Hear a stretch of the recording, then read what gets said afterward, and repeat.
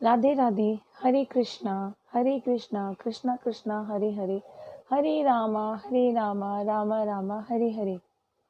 एक बार की बात है, संत कबीरदास वाराणसी के घाट पर रहते थे और उनकी बड़ी ख्याति हो चुकी थी संतों के बीच में।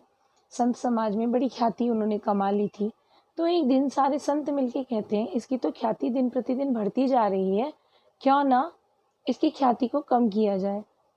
अब वो सारे प्लानिंग करते हैं और प्लानिंग करने के बाद वो ये प्लान बनाते हैं कि पहले एक जाएगा, फिर दो जाएंगे, फिर जाते जाएंगे और इस तरह से 1000-2000 संत जो हैं उनके यहाँ भोग ग्रहण करने के लिए जाएंगे।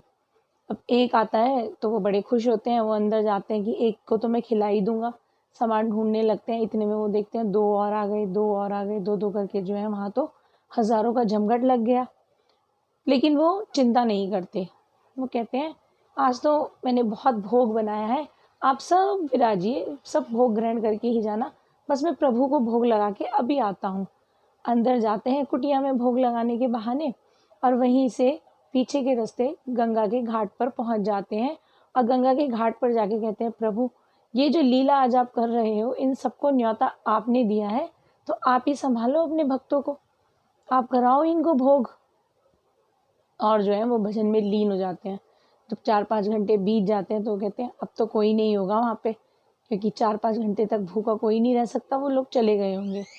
तो कबीर जी जो है वापस जाते हैं कुटिया में और देखते हैं कि वहाँ पे तो एक कबीर जैसा खड़ा है और जो खड़ा है कबीर जैसा वो सबको भोजन करा रहा है, सब कुछ वितरित हो रहा है। वहाँ तो सोने की अशर्फियाँ भी वितरित की जा रही हैं जो भोग ग्रहण करते जा रहे हैं संत। तो संत कबीर जी क्या करते हैं, वो पहचान लेते हैं कि ये और कोई नहीं है, ये ठाकुर जी हैं, स्वयं ठाकुर जी आ गए हैं मेरी मदद करने के लिए। वो मुंह पे पल्लू डालते हैं और वो भी उन संतों के बीच में जाकर बैठ जाते हैं।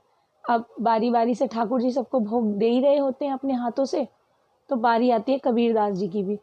अब जैसे ही कबीरदास जी की बारी आती है तो ठाकुर जी बोलते हैं कान में, कबीरदास तुम्हें शक्ल छुपाने की, तुम्हें अपना मुंह छुपाने की जरूरत नहीं है, जो मेरे भक्त होते हैं उनको मुंह छुपाने की आवश्यकता नहीं पड़ती, तो तुम आ जाओ सबके सामने।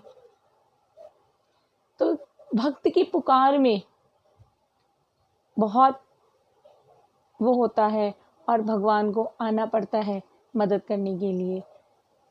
अब आप कहेंगे कि हम भी तो भक्त हैं, कबीरदास जी भी भक्त थे, मीरा जी भी भक्त थी, लेकिन मीरा की भक्ति में और हमारी भक्ति में बहुत अंतर है।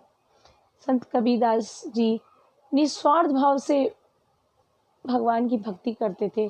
हमारे पास तो इतने स्वार्थ हैं, हम इतनी चीज़ों में लिप्त हैं, इतने भोगों में लिप्त हैं, हम उस प्रकार उनकी सेवा नहीं कर पाते जितनी सेवा कबीरदास जी करते थे, जो सेवा मीरा ने करी, जो भाव उनके थे।